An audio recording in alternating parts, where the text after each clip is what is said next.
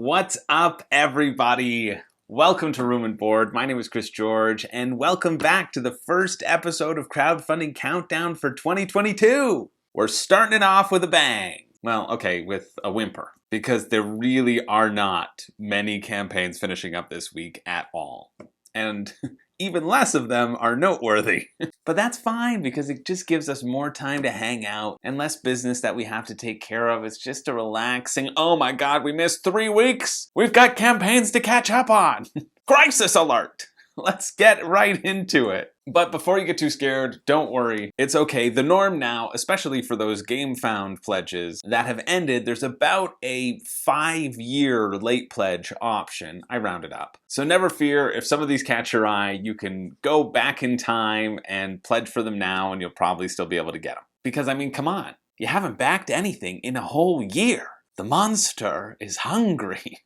It needs to be fed. The Rallyman cars have arrived at your door, and they're everything you could hope for and more. And now you wish you'd ordered 5 sets while you had the chance. Better not miss out now. I'm sorry for all of you excited Rallyman Cars fans that I just pumped up. There is no late pledge option for Rallyman Cars. They are just that exclusive, and I can only assume will have tripled in value since their campaign. I'm sorry for getting your hopes up. But before we jump into the games this week, I just want to give a huge shout out to my new patrons. I started Patreon about a month ago, and honestly, the support has been overwhelming. You're all incredibly generous. It means a heck of a lot to me. And so I just wanted to make sure I give you all a shout out. I mean, hey, it's the least I can do. To say thank you, to thank everyone who has jumped on board since the last time I did one of these shoutouts. So Omar, Tim, Jonathan, Mom Gamer, Gremlin6. I always knew you were better than Gremlins 1 to 5, those hacks. Callum,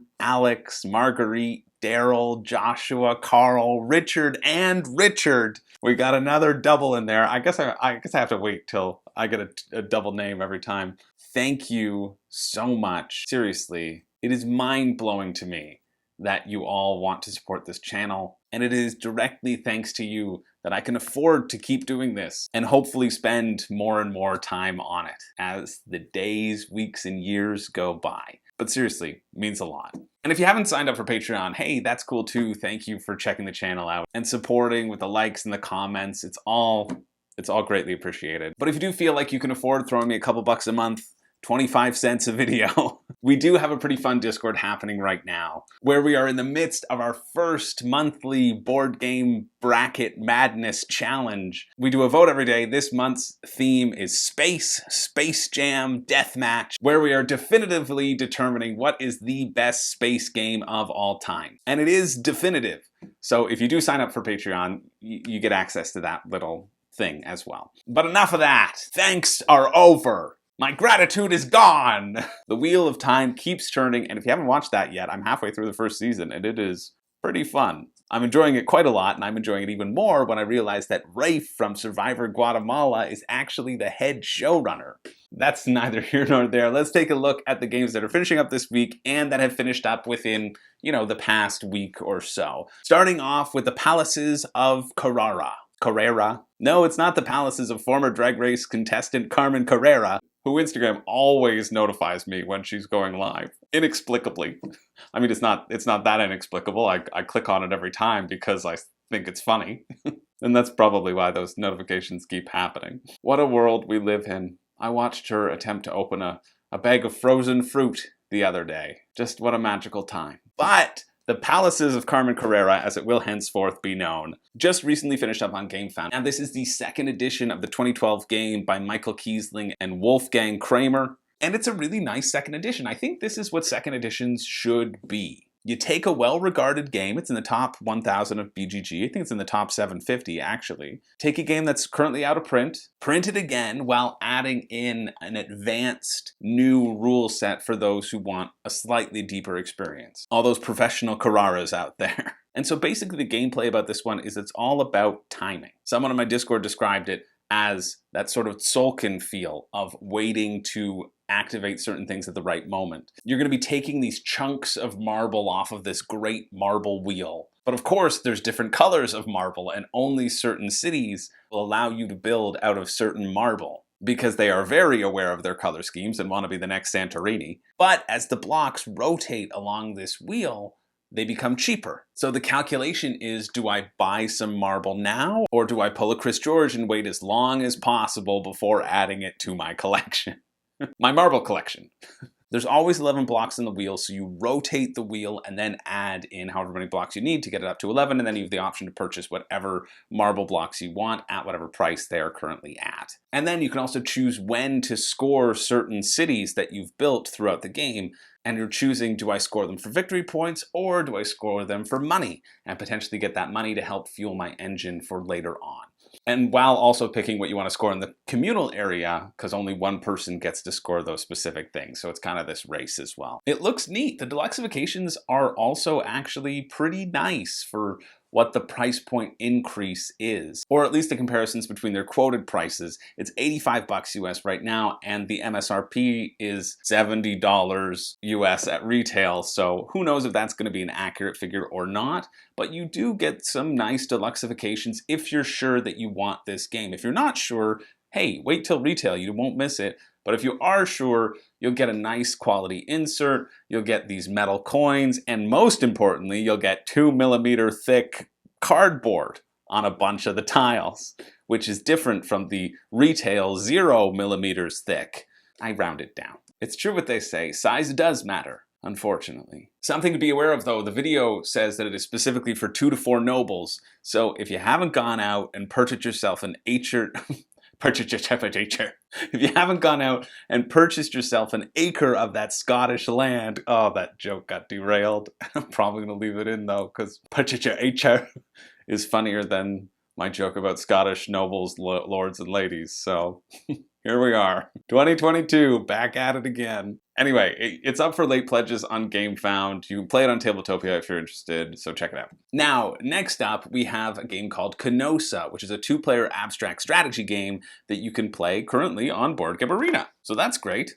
In an automated way that won't let you move places that you're not allowed to move because of the rules. And so this has been funded, and they will have it on their website if you're interested in picking up a copy later on, and this is the first time you're hearing of it. You're abstractly going to control these 2 sirens and try to capture shipwrecked sailors. Anyway, the first siren to lure 4 sailors to her island wins. And you'll throw these little rings on the sailors, which I can only assume are the tube life rafts. But I guess they're really death rafts because there is no hope for these sailors. There's no chance for them to escape. They're either going to Ursula or to her sister Bursula. Both horrible options.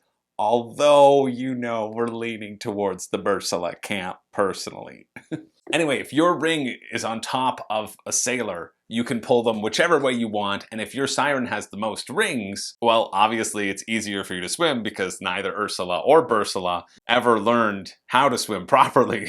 So whoever has the most flotation devices on them can push the other siren in whatever direction they choose. It was $29 for the base pledge. I don't know how much of an uptick in price it'll get now that it's past the Kickstarter date, but that seems all right to me. If you like the sort of head-to-head chess abstract genre, if you like things like Corridor or Quarriors or Quarto or Quabity Assurance, that gives me similar vibes to that. Now, if you liked Gloom of Kilforth or Shadows of Kilforth, well then it's time to set forth again with Call of Kilforth, which is basically the same game as the other 2. At least that's what their campaign page is telling me. Their little blurb is that the players have 25 days to develop their powers and defeat an evil entity called the Ancient. So during the daylight, the heroes will travel over Kilforth, completing various quests, building on an epic story called a saga, not a saga.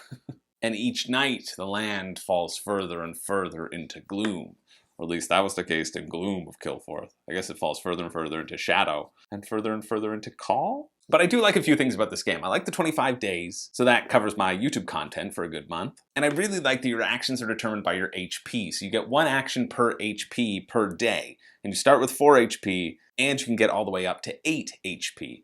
And so obviously that's going to be your first priority, is finding things that boost your health points. And then I also like that you get to choose your character class and your race, and they both have different mix and match abilities. So it kind of feels a little bit more open-ended than some other character creation sort of things. They don't really seem to have that much of an impact realistically, but it's fun to be a goblin mage or an orc mage or a human mage. There are other classes other than mage as well.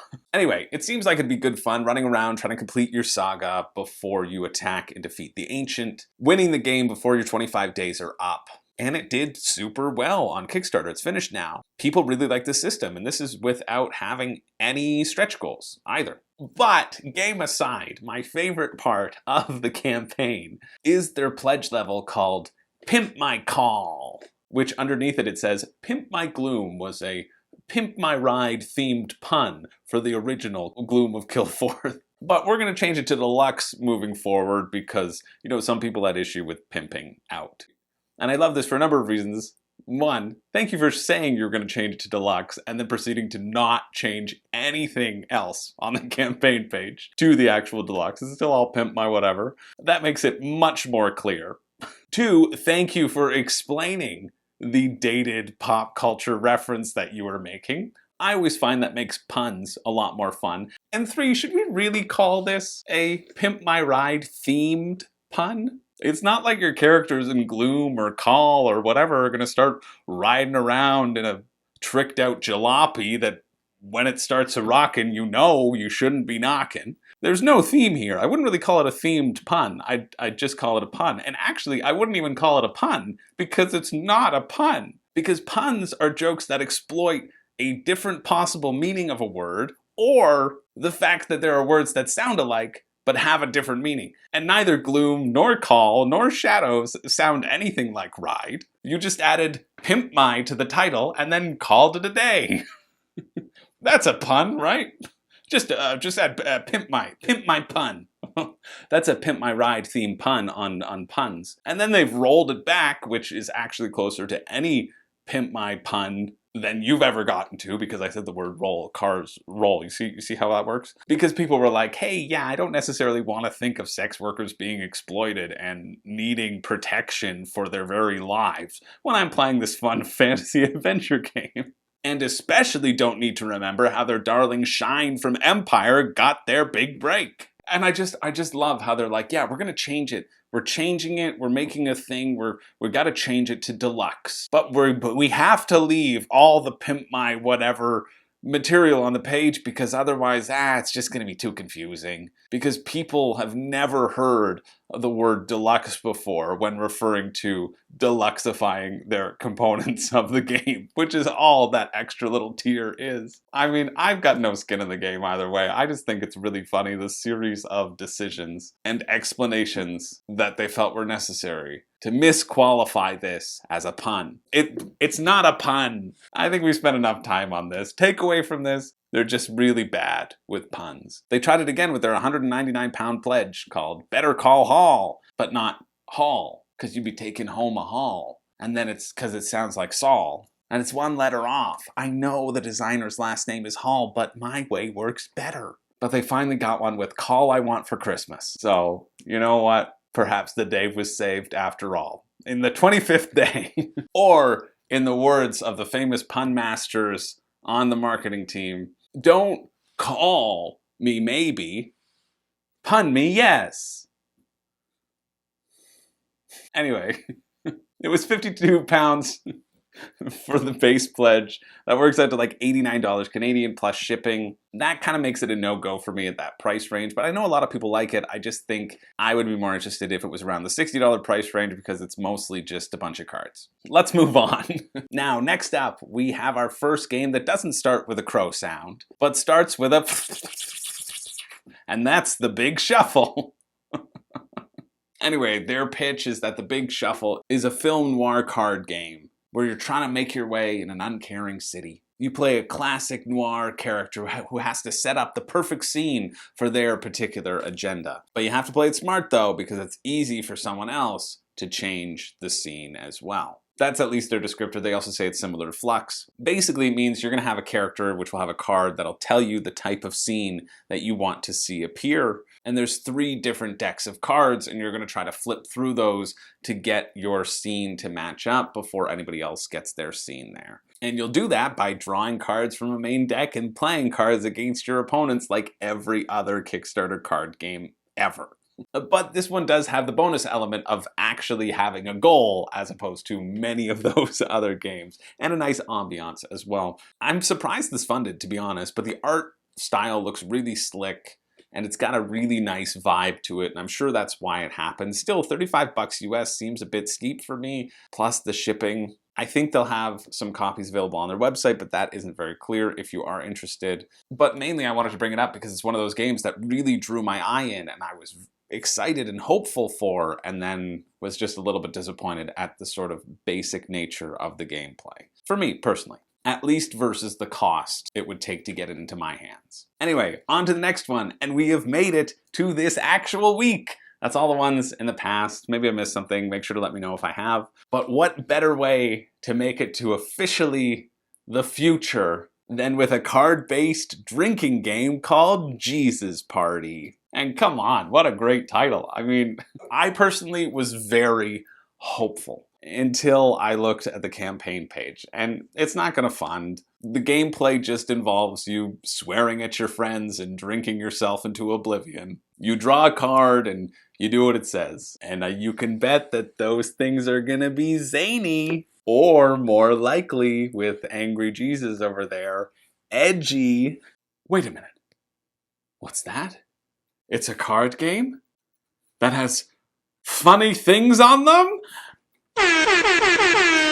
Oh, funny card game alert. You know, I knew we could start Kickstarter 2022 off with a bang. Thank you, Jesus Party, for all that you have given us. I also hope desperately that one day this game will find its way into the hands of some oblivious but well-meaning aunt who will traumatize their nephew's entire Sunday school class beyond repair. But hey, speaking of transubstantiation, let's move on to Ancient Blood.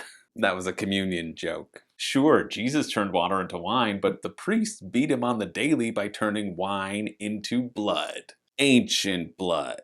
I'm just kidding. This isn't a Overcooked style communion based game where you're trying to turn as much wine into Jesus' blood as possible. No, this is in fact you as a vampire hunter taking down a horde of vampires in a large campaign story. And my favorite line in the campaign video is the not generic at all. This story will lead you into different situations and force you to make important choices. Wow, sign me up. This is unique beyond compare. I'm just kidding. In all seriousness, it's hard to make this a compelling pitch, right? This is very important for these styles of games that they do this. I would hope that would be the situation here. I'd hope I would see different situations and they would have me make important choices and not choices that didn't matter whatsoever. Having a game that changes as the campaign goes on is cool. Although I think it is still so much easier to make it seamless when it's in a video game versus the tabletop version, trying to create that expansive scope where you still need all the books or the apps or the cards or whatever in order to supplement that material. I don't know, this is a tangent, but I think Gloomhaven had the right idea in terms of their basic, hey, you do this good mission or you do this evil mission. But whichever one you pick, the other one will be lost to you forever. Very infamous, the video game, which encourages you to go back and play through the game again and play through that other side of the campaign because you feel like there is half of the game that you haven't seen. And you see those intersect points and it's fine. Versus, oh, my character took 4 points of damage here, or my character was stunned going into the next battle, right? Those sorts of tiny changes don't work. So I am hopeful, and I think it is a good line, that you will encounter different situations and they will be of importance. Hopefully.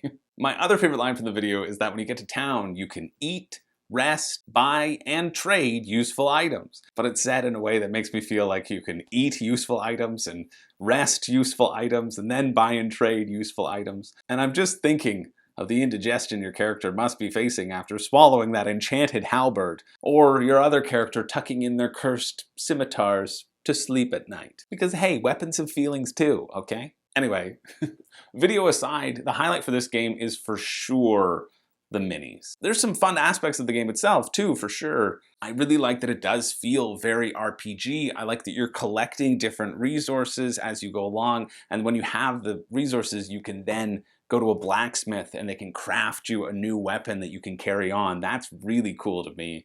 I like that you can use your persuasion in certain aspects, and you're also still going to have to fight against the allure of that ever darkness encroaching upon you.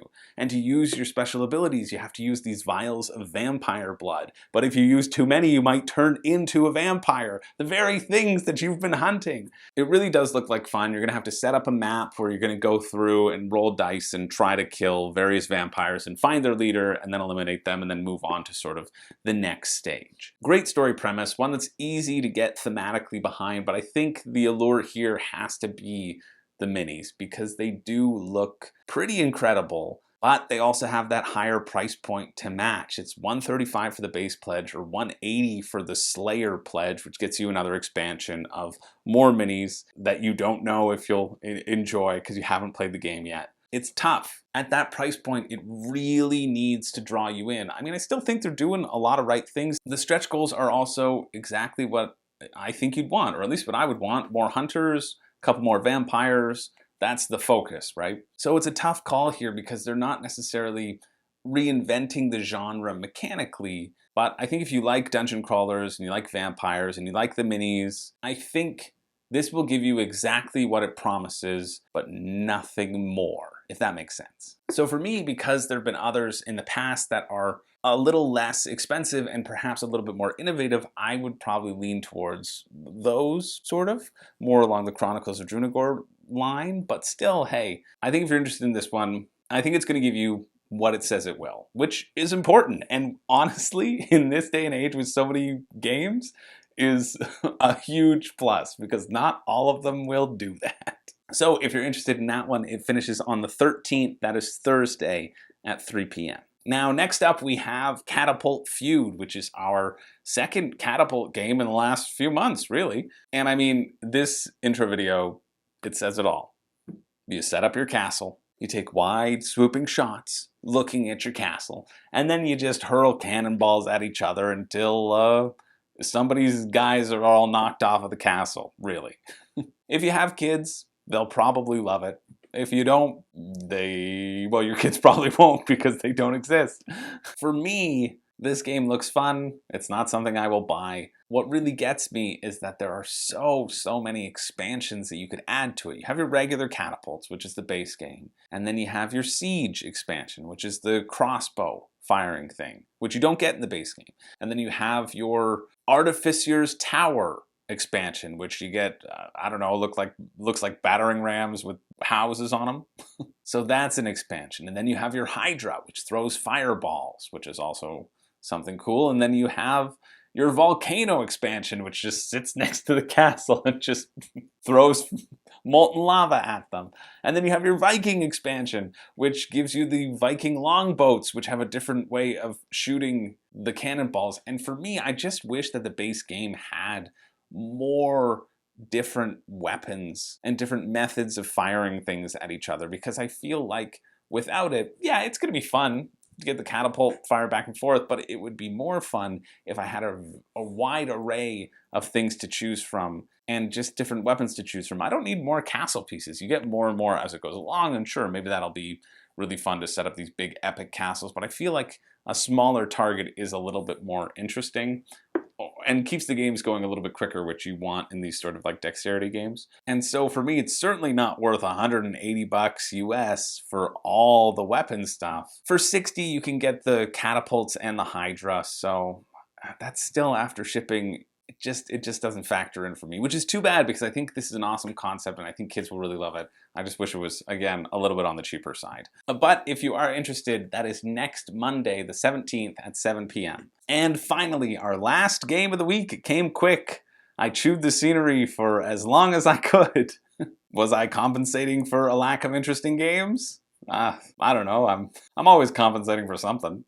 Anyway, we have Titan, the trading card game. And what can I say about this game? Well, I can say that there is one person who decided to pledge for the $8,000 pledge tier, getting themselves 24 packs of the base God tier and a whole bunch of boosters. It must be a store. I'd like to think it is a store, and then I also deep down know inside of me that it is not a store. It is one person hoping that this will boom and they can sell off all of the really rare cards that they're hoping they will get in these booster packs. And that is just an extraordinary amount of money to pay for something that they have only shown the briefest of rule sets for, which looks to be just like Hearthstone, but with 3 copies of every card in your deck, and your deck is 50 cards instead of 30. But to be fair, their added faith mechanic that they say they've been working on and have been really developing is interesting, but it boils down to it just being a limited resource that's only generated by one certain type of card, the mortals,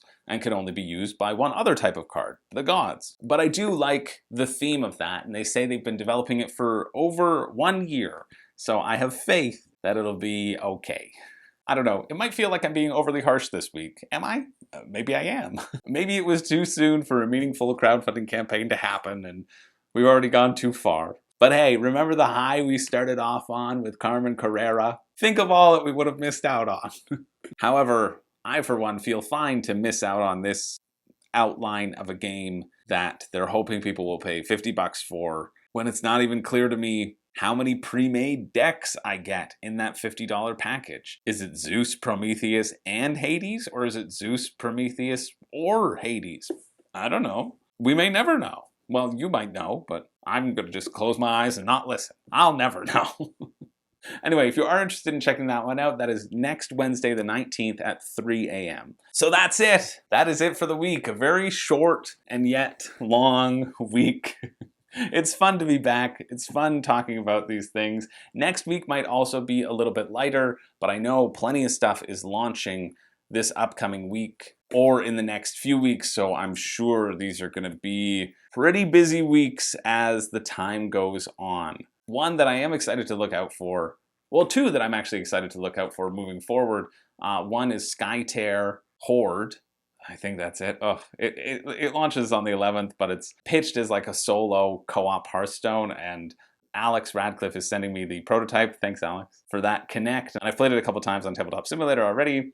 I think that one's gonna be fun. I'll have to wait and see what the price point is to see, be able to evaluate if it's a good back or not, but it's a cool system so far. Very simple. And number 2, Pandasaurus is also coming out with another Kickstarter called Skate Summer. And we'll cover that when we get to it, but the reason I wanted to bring it up right now is that they're having a contest on their Discord, I think, and maybe in some other places, to name the different skaters in the game. They did this with Brew, with the creature companions, and they're doing it again with this. You can win yourself a copy of the game if you do name these people. But I bring this up because I haven't seen what the pictures look like at all. But I am 100% confident that the old hipster, well, their name should be Old Burglar Gary. And I believe that we together can make that happen. So if you are submitting to that contest, please make the old hipster Old Burglar Gary, and we'll just flood them with Old Burglar Gary for their Skate Summer. I don't know anything about the game yet. I haven't looked into it. I'm just part of Pandasaurus's Discord because I've play tested for a few of their games before. So, but please, let's make it Old Burglar Gary. Anyway, that brings us to the pick of the week. Every week I do a pick for me, a pick for you. This week is slim pickings, but I am confident in saying that the pick for me, at least, is going to be the Palaces of Carrara. No, sorry, the pick for me will be the Palaces of Carrara, and then the pick for you will be the Palaces of Carrara. I don't know, reading about this game, and I had a couple questions about it, it looks fun. It looks really solid. We were talking about it a bit in the Discord as well, and it was brought up as that it's got that Euro feel, but the old-timey classic Euro feel. So if you've got a soft spot for Castles of Burgundy or Feld's older stuff, that's what this one particularly feels like. It's not like a new, revamped Euro, and I agree with that assessment, but I think the mechanics behind it feel really solid, and it's something I'm definitely interested in. I'm at least interested in playing it. I don't think I'm gonna opt for this deluxe version because, you know me, I don't really go in for deluxe versions, but I think it does look like a solid, fun Euro game that I'm excited to try, and I'm excited that it is coming back in circulation. So that is my pick for me, Palaces of Carrara, and my pick for you is Old Burglar Gary. That's the 3 words, that's all I can say, Old Burglar Gary. I think that's my pick for you. Take it how you will. There's nothing else that I really want to push forward this week. I'd say hold on to your wallets for that special something that will be coming down the line eventually, probably pretty soon. There's going to be a lot of stuff coming. So Ancient Blood looks fun. It's just expensive, I think. The one that was close would have been Canosa, to be honest, because it's a decent-ish price point for what looks to be a fine abstract strategy game, but for that price, again, I just pick up a copy of Azul. So no pick for you. No, that's not true. There is a pick for you. Old Burglar Gary. Anyway, that's it. That's it for the week. But yeah, let me know what you are excited about upcoming and what I should be on the lookout for. I have a few that I am excited about, but I'm curious to see where everyone else's heads are at. How long do you think you can hold out before you back something this year? I don't know. With Marvel Zombies coming on the 18th, it might be pretty soon for a lot of you. Anyway, that's it for me. That's it for today. Have a wonderful day. Once again, my name is Chris George, and I had something. I don't have a catchphrase. But remember, if your family has been kidnapped by bears, please call 1-800-555-NO-BEARS. That's 1-800-555-NO-BEARS. We will work together to get your family back home. We do not deal with raccoons. If they were kidnapped by raccoons, you're on your own. Honestly, that might turn out to be my catchphrase, that whole thing. Imagine finishing every video with that. I'm probably gonna. Oh, thanks for sticking around. See you in the next one.